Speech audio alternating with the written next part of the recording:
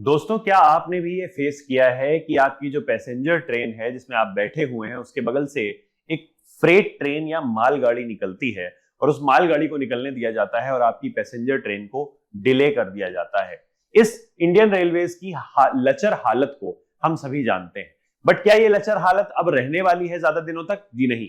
इसके लिए भारत सरकार ने प्रधानमंत्री मोदी के नेतृत्व में पीएम गति शक्ति मास्टर प्लान के अंतर्गत भारत की गति शक्ति मोबिलिटी को बढ़ाने के लिए डेडिकेटेड फ्रेट कॉरिडोर्स बनाने का फैसला लिया है, जिसके अंदर डेडिकेटेड फ्रेट कॉरिडोर्स मतलब फ्रेट के लिए डेडिकेटेड कॉरिडोर्स बनाए जाएंगे और यहां पर केवल फ्रेट ट्रेन ही चलाई जाएंगी, जिससे कि जो मालगाड़ियां हैं वो समय तक मार्केट तक गुड्स को पहुंचाएं और उससे महंगाई ना बढ़ने पाए, और साथ ही साथ जो पैसेंजर ट्रेन हैं उनमें बैठे पैसेंजर्स को भी असुविधा ना हो।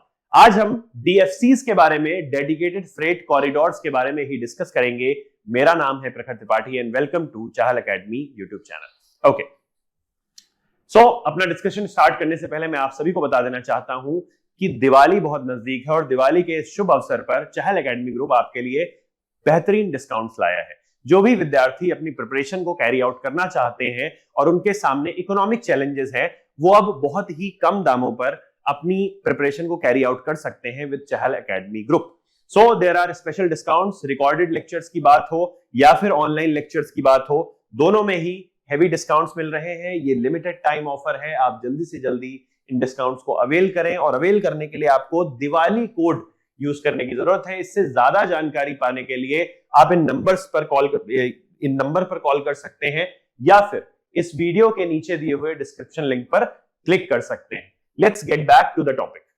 डेडिकेटेड फ्रेट कॉरिडोर क्या है? तो मैंने आपको बताया कि गवर्नमेंट ऑफ इंडिया ऐसे ट्रैक्स ले डाउन कर रही है जहां पर केवल हमारे देश में गुड्स ले जाने वाली ट्रेन दौड़ेंगी, मतलब मालगाड़ियां दौड़ेंगी या फ्रेट ट्रेन्स दौड़ेंगी। It is a high speed and high capacity railway corridor that is exclusively meant for the transportation of freight और in other words goods and commodities एक जगह से दूसरी जगह अगर सही समय पर ना पहुंचे तो उस बाजार में महंगाई बढ़ जाती है, इंडस्ट्रीज को समय पर रॉ मटेरियल नहीं मिल पाता है, बिजनेस डेवलपमेंट रुकता है।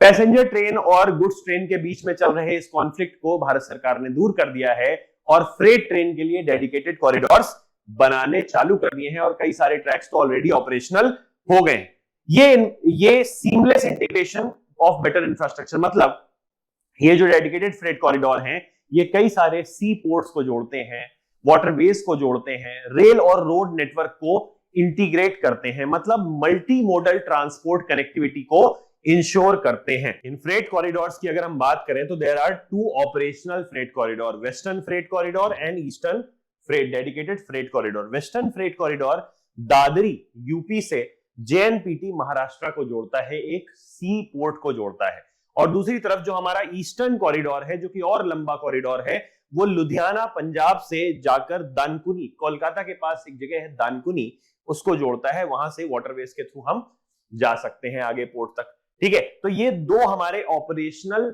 डेडिकेटेड फ्रेट कॉरिडोर्स हैं। एक 1499 किलोमीटर का है और एक 1839 किलोमीटर का है। तो इससे हमें पता चलता है किस तरह हम कनेक्टिविटी को और ज्यादा बढ़ा सकते हैं, ट्रांसपोर्ट कनेक्टिविटी को बढ़ा सकते हैं। आप यहां पर देख रहे हैं कि और कौन कौन से फ्रेट कॉरिडोर्स हैं जो आगे चलकर आएंगे डेडिकेटेड फ्रेट कॉरिडोर, जैसे कि खड़गपुर से विजयवाड़ा। ठीक है, ये आपको दिख रहा है ईस्ट कोस्ट कॉरिडोर या ईस्टर्न कोस्ट कॉरिडोर। ठीक है, ईस्ट वेस्ट सब कॉरिडोर है एक जो कि पालघर को जोड़ता है दनकुनी से। अगेन जो हमारा ईस्टर्न डेडिकेटेड फ्रेट कॉरिडोर है उसको ये ईस्ट वेस्ट जो सब कॉरिडोर है ये भी उससे मर्ज्ड है, इंटीग्रेटेड है। ठीक है, उसके अलावा ईस्ट वेस्ट सब कॉरिडोर 2 भी है जो राजगढ़ सावन को अंडाल नाम की जगह से जोड़ता है। नॉर्थ साउथ सब कॉरिडोर है जो विजयवाड़ा को इटारसी डिस्ट्रिक्ट से जोड़ता है। राइट, तो इस तरीके से there are multiple dedicated freight corridor जो हमारे सामने आने वाले हैं। अब डेडिकेटेड फ्रेट कॉरिडोर के डेवलपमेंट के लिए takes a lot of capital investment. उस इन्वेस्टमेंट का ख्याल रखने के लिए हमने मिनिस्ट्री ऑफ रेलवेज के अंडर एक स्पेशल पर्पस व्हीकल बना दिया। स्पेशल पर्पस व्हीकल ऐसी कंपनीज होती हैं जो किसी एक पर्टिकुलर टारगेट या टास्क को लेकर चलती हैं। तो ये स्पेशल पर्पस व्हीकल जो है वो है DFCCIL, dedicated freight corridor corporation of India limited. It is headquartered in New Delhi and is public sector undertaking. ठीक है. इसके अलावा it engages in the planning and development, deployment of resources, monetary resources, building, upkeep and operation of DFCs. मतलब dedicated freight corridor से related जो भी implementation related काम है, टास्क बेस्ड काम है, वो सारे के सारे DFCCIL ही संभालता है. It could be a very important question in your prelims paper as well. ठीक है. अब हम देखेंगे कि इन डेडिकेटेड फ्रेट कॉरिडोर्स के फायदे क्या हैं. देखिए, देश में जब भी कोई भी इंफ्रास्ट्रक्चरल डेवलपमेंट होता है, उससे पहली चीज जो है वो एम्प्लॉयमेंट क्रिएट होता है. प्लस रेलवेज का अपने आप में बहुत बड़ा इंपैक्ट पड़ता है दोनों ही फॉरवर्ड लिंकेजेस पर और बैकवर्ड लिंकेजेस पर. ठीक है. रेलवेज बनाने के लिए हमें कुछ इंडस्ट्रीज हैं जिनसे रॉ मटेरियल चाहिए, और रेलवेज के बन जाने से कुछ ऐसी इंडस्ट्रीज हैं जिनका बिजनेस जो है वो काफी आसान हो जाएगा, फ्लूइड हो जाएगा. जैसे कि अगर हम बात करें पावर प्लांट्स की, तो उन तक कोयला आसानी से पहुंच जाएगा. और रेलवेज बनाने के लिए हमें स्टील इंडस्ट्री की, आयरन इंडस्ट्री की जरूरत है, तो हमें आसानी से हमें लोहे और हमारी इस्पात की, स्टील की इंडस्ट्रीज हैं वो चल जाती हैं.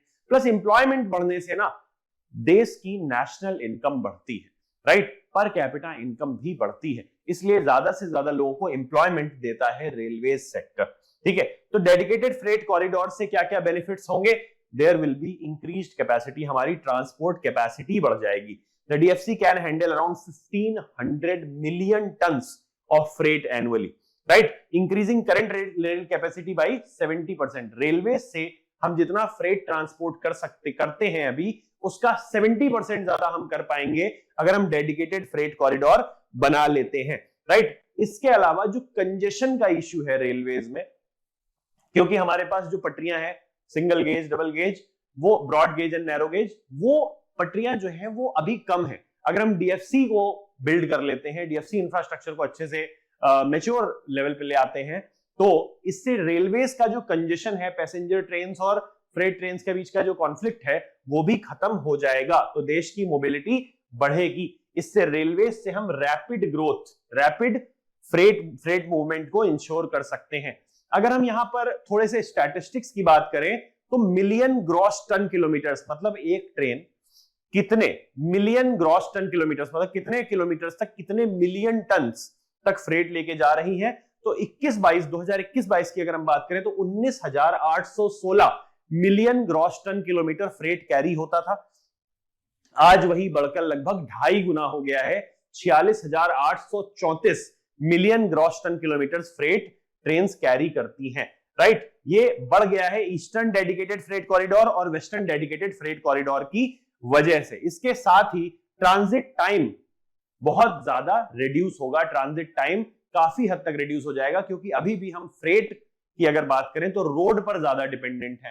तो DFCs reduce transit times from an average of 60 hours to approximately 24 hours for long distance freight. अब देखिए, गुड्स और कमोडिटीज जितनी जल्दी एक जगह से दूसरी जगह पहुंचेंगी, उतनी जल्दी उनकी बिक्री होगी, उतनी जल्दी वो सेल होंगी, और जितनी जल्दी वो सेल होंगी, उतनी जल्दी वो जीडीपी का पार्ट बनेंगी, जीडीपी में ऐड होंगी. इसलिए देश की तरक्की के लिए हमें रेलवे इंफ्रास्ट्रक्चर में ये एक नया आयाम स्थापित करने की जरूरत है. जितनी जल्दी हो सके हमें डीएफसीज को डेवलप करना ही करना है. This significant time saving is crucial for industries reliant on timely deliveries and efficient supply chains. अगर supply chains अच्छी नहीं होती हैं, तो कोई भी बिजनेस डेवलप नहीं हो पाता, क्योंकि वो समय पर मार्केट की डिमांड को फुलफिल नहीं कर पाता. डीएफसीज के फायदे क्या हैं और देख लेते हैं थोड़ा. फ्रेट ट्रेन की स्पीड लगभग 25 किलोमीटर पर आवर होती थी, बट डीएफसी बनने के बाद वो एवरेज स्पीड लगभग 75 किलोमीटर पर आवर हो जाएगी. मतलब 3 गुनी तो भाई स्पीड ही बढ़ गई केवल. और मैक्सिमम स्पीड लगभग 100 किलोमीटर पर आवर तक हो जाएगी अगर सामने कोई नहीं है. ठीक है.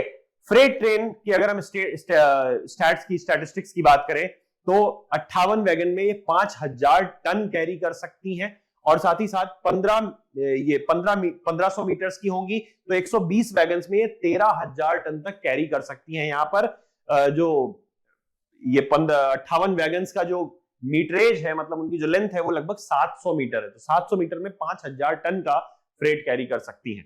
ठीक है, पुरानी ट्रेन. और अगर डेडिकेटेड फ्रेट कॉरिडोर बन जाता है, तो हमारी जो वैगन्स हैं वो बढ़ जाएंगी, 120 वैगन्स हो जाएंगी. 1500 मीटर की वैगन्स लगभग 13,000 टन तक सामान कैरी कर सकती हैं. पावर की अगर हम बात करें तो 4000 से 5000 हॉर्स पावर इनका लोकोमोटिव होता था। अब 12000 हॉर्स पावर की train already eastern dedicated freight corridor में चल रही हैं। वेस्टर्न डेडिकेटेड फ्रेट कॉरिडोर में लगभग 9000 हॉर्स पावर की ट्रेन ऑलरेडी चल रही हैं। ट्रैक किस तरीके से, ट्रैक में कितना, ट्रैक बिछाने में कितनी तेजी आई है, तो अगर हम बात करें पर डे में लगभग 100 से 150 मीटर ट्रैक ले डाउन किए जाते थे, अब वही पर डे हो गया है लगभग 1.5 किलोमीटर, क्योंकि इसमें मशीन्स का यूज किया जा रहा है, टेक्नोलॉजी का यूज किया जा रहा है, तो 10 गुना स्पीड हो गई है ट्रैक लेइंग की। ठीक है, उसके अलावा it will initiate on pilot basis in Indian railways network time table freight trains, but यहां पर all trains will run as per time table. ठीक है, टाइम टेबल को यहां पर मैनिपुलेट किया जा सकता था, बार बार डिले होती थी ट्रेन, यहां पर सारी ट्रेन टाइम टेबल पर ही रन करेंगी, टाइमली रन करेंगी, उससे टाइमली डिलीवरी इंश्योर की जा सकती है। जॉब क्रिएशन होगा, रेलवेज अपने आप में बहुत जॉब देता है, जब डेडिकेटेड फ्रेट कॉरिडोर बनेगा, पूरे डेडिकेटेड फ्रेट कॉरिडोर बन के तैयार होंगे, तब तो जॉब मिलेगा ही मिलेगा, साथ ही साथ उस नए इंफ्रास्ट्रक्चर के डेवलप होने से कई सारे परमानेंट जॉब्स भी क्रिएट होंगे। It will create over 1 million jobs, 10 lakh लोगों को जॉब मिलेगा डायरेक्टली और indirectly in construction, operations and logistics. This job creation will support local economies and contribute to skill development as well. ठीक है, environmental benefits क्या है? देखो भाई, रोड में आपको ट्रांसपोर्ट एक जगह से दूसरी जगह भेजने की कॉस्ट भी ज्यादा आती है, ये आप सभी ने फेस किया है, तो हम फैक्टर कॉस्ट को कम कर सकते हैं ट्रांसपोर्टेशन कॉस्ट को कम करके, और उसके साथ ही साथ कार्बन एमिशन लगभग 30% तक कम होते हैं अगर हम रेलवे को मोड ऑफ ट्रांसपोर्ट की तरह यूज करें, तो एनवायरमेंटल कॉस्ट भी इसकी बहुत कम आने वाली है। It will promote sustainable transport aligning with India's commitment to reducing emissions, right. Paris agreement में हमारे ये टारगेट्स थे, हमने इंटेंडेड नेशनली डिटरमिन्ड कंट्रीब्यूशंस कुछ बोले हुए थे, उसके बाद पंचशील हमने अपडेट किया, तो ये टारगेट्स हम पूरे कर पाएंगे।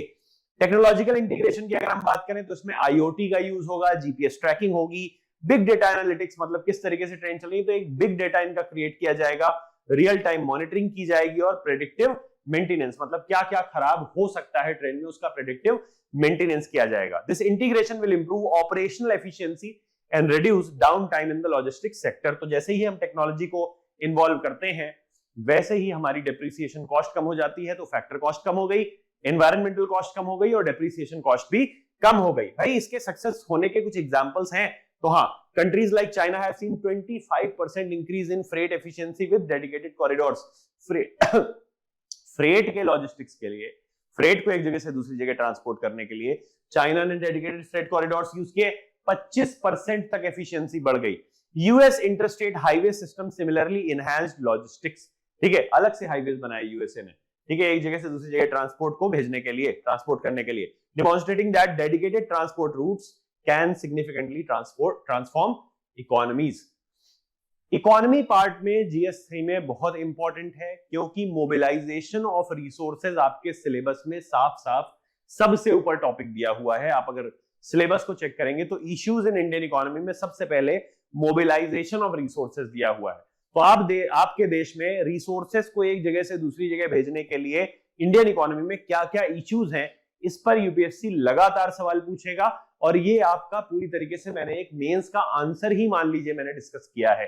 So for keep watching these videos, these informative videos, do subscribe to the channel. Thank you so much.